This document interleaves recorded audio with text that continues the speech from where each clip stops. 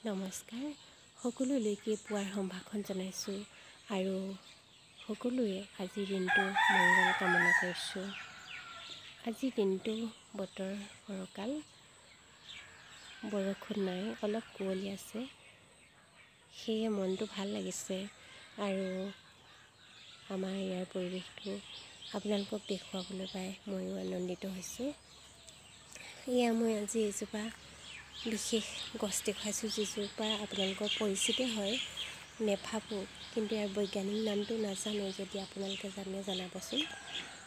এইজোপা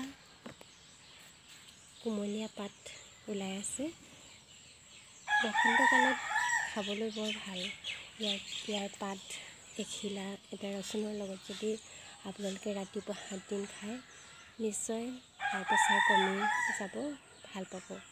আৰু এনেও এইজোপা গছ ভাজি খাবও পাৰি আৰু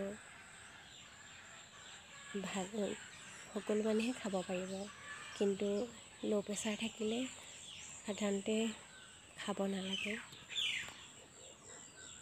এইখিনিকে মই কৈ মোৰ আজিৰ ভিডিঅ'টো সামৰিছোঁ। আকৌ যদি আপোনালোকে ভাল পায় পুনৰ আহিম।